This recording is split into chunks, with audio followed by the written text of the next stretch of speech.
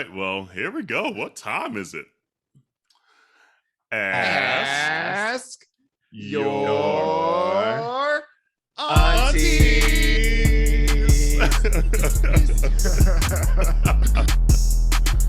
Oh man, let's see here.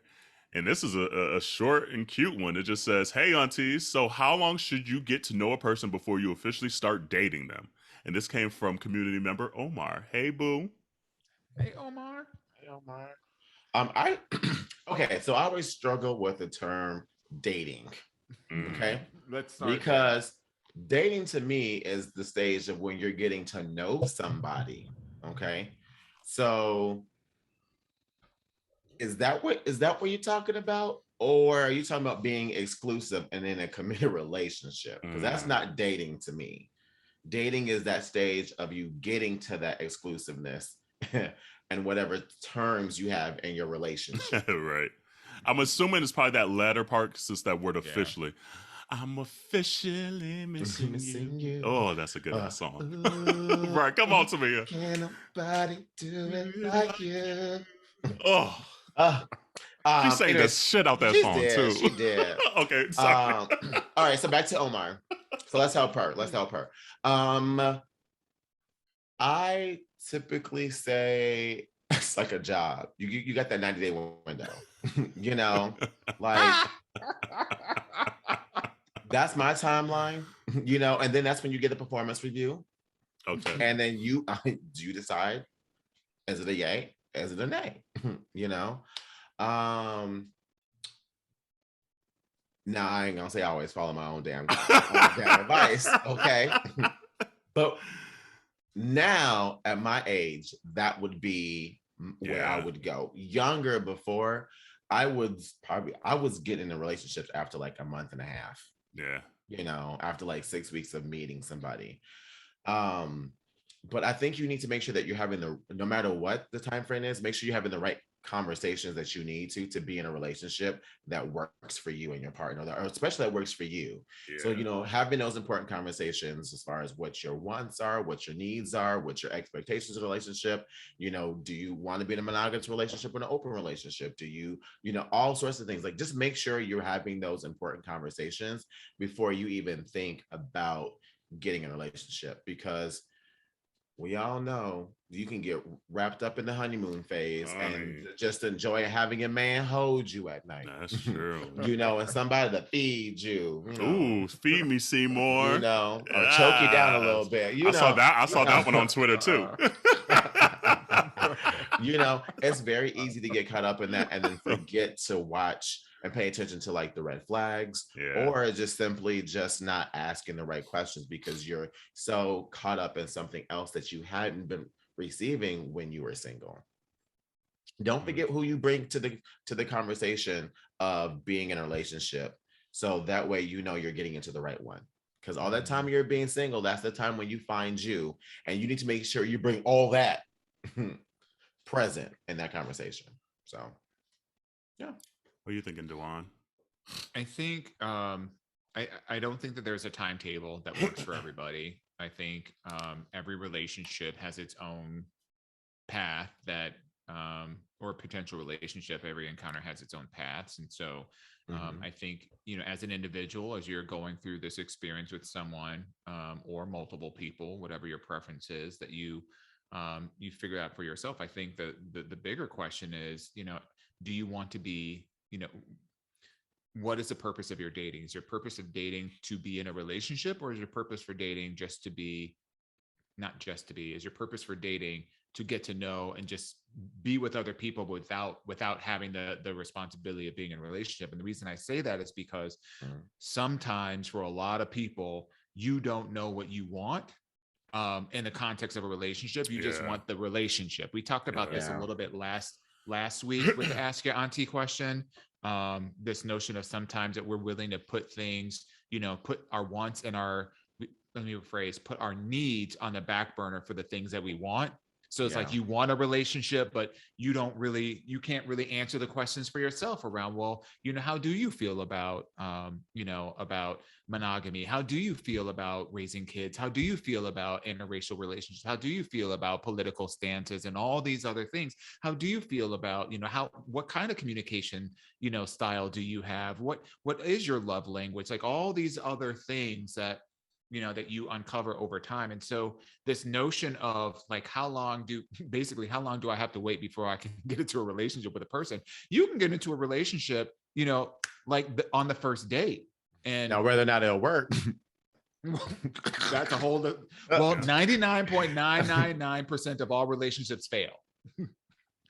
Period. That's why we date around, so, and you learn from those failed relationships. So yeah, how long, do you have to wait? I would say, first ask yourself the question, what is it that you want out of a relationship? And what are the things that are non-negotiable for you in terms of what that relationship should look like and what's going to make you, what needs do you have that need to be met in order for that relationship to be fulfilling? Okay.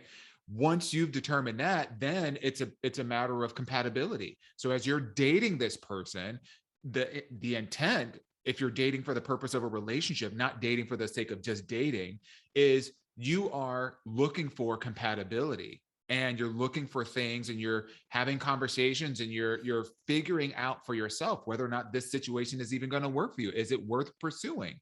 And if it is worth pursuing, the time that it takes for the two of you to come to terms with whatever agreement that you want to make. I'm trying to use as broad a language because I don't want to like promote a certain kind of relationship has to look a certain kind of way. Right. But whatever it takes, that's how long it takes. And I'll tell you what, it will be worth it for you to take as long as it takes for you as an individual to feel like the person is contributing to you and contributing to the possibility of a relationship that could be fulfilling, not just because you have it. Yeah. What do you think, Kerel? I agree with both of you. I don't think there's really a timetable. I feel like sometimes we put unnecessary pressure on ourselves to say, oh, I got to know someone for 90 days. And then the next step is this. And then the next step is that. And then a marriage and a baby carriage. Not like, I think a lot of times what you know sometimes after the first day. You can tell a person's spirit. You can tell a person's energy a lot of times after that first date. That's when you want to go date 2, date 3 and things like that. You can kind of feel that out literally initially. But I just to add on top of what everyone said, just don't if I had to do this again, and God forbid, but if I had to get back into dating scene again, I would probably just tell myself to cool it now, like just chill, like don't put unnecessary pressure on yourself, because sometimes you feel like by a certain age I should have been here and I should have done this and I should have had that already. Like I think I probably felt that a little bit when I initially was like dating a lot when I first moved to Chicago. Luckily I met Corey and things like that. But I would just say, just don't think there's a set rule. I agree. Know what you want out of it. Know what you're going to be able to bring to the table. You might not have everything figured out, but at least have an idea of potentially where you want to kind of head or what you kind of like, because there's things just along my journey that I was like, oh, 28 Kerel wouldn't even know he enjoyed this or knew he liked this or knew he'd be here. But I was at least foundationally knew some shit that I want to at least try and potentially go this route. There's always going to be constant forks in the road that you just got to make some decisions. That's just what life is. But at least foundationally, but don't add any unnecessary pressure of saying, damn, it's day 87. Should he have asked me already to be his boyfriend officially or etc.? Like, don't do that to yourself. Obviously there might be times where you're like, damn, okay, it's been too long. I've given them too many chances. And I think we had that question a few weeks ago where it's just like, how long is too long and how many chances do I give them? Exactly. So only you can answer that. If you start kind of get itching and things, have the conversation. Be like, hey, I really like you. It's been a year. Are you wasting my time or are we getting together? Like, is we finished or is we done? What is it? and be a grown up in those spots, you know, in those Do situations. you like me? Yes or no? Check yes or no.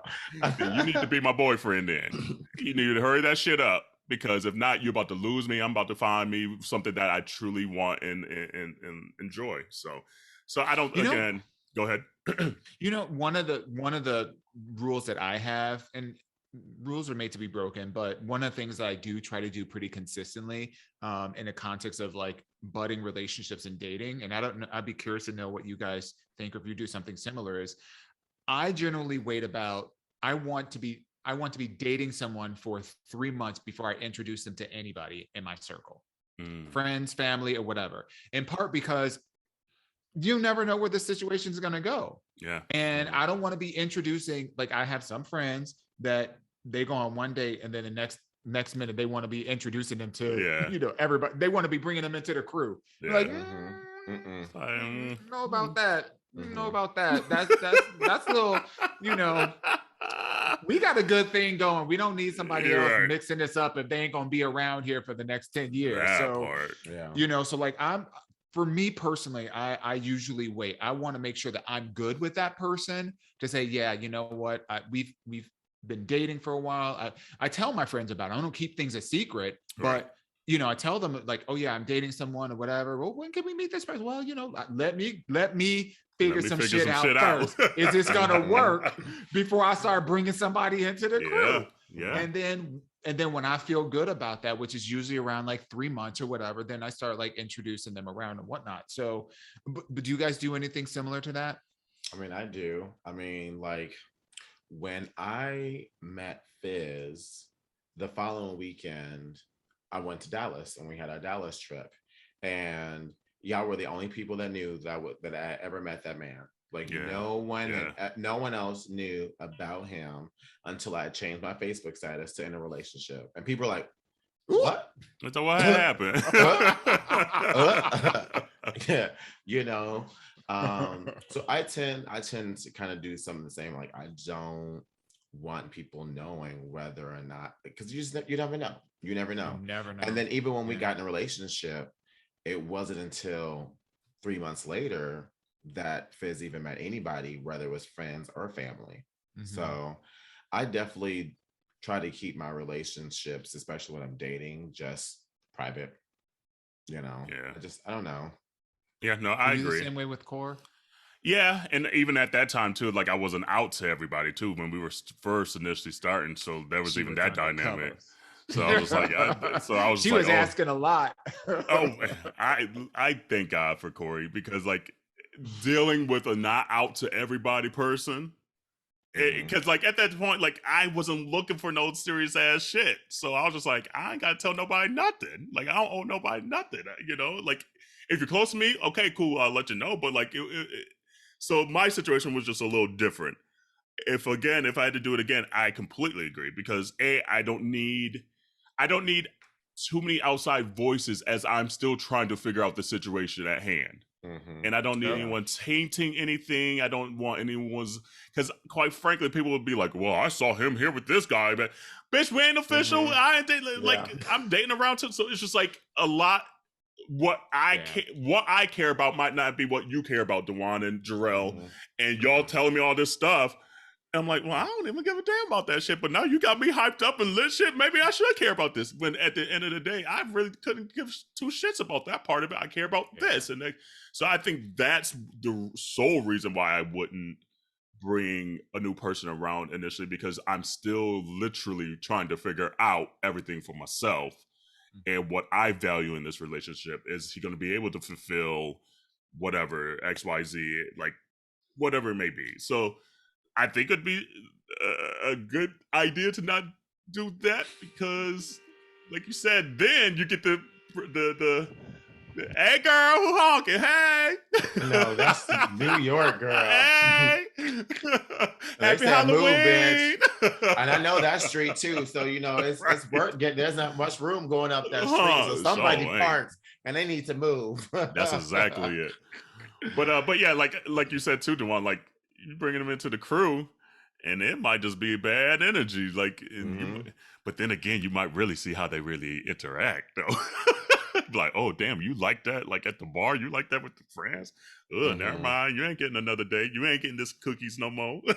The one risk that I always that I take on with that is that by the time you introduce them to the crew, you find out who they didn't slept with, and it's like, damn, I been with you already. Yeah, right. That's the only thing. I don't think that bothers me too bad though. Quite frankly, it doesn't to me as much anymore. But yeah, I don't really want anybody that my whole crew didn't,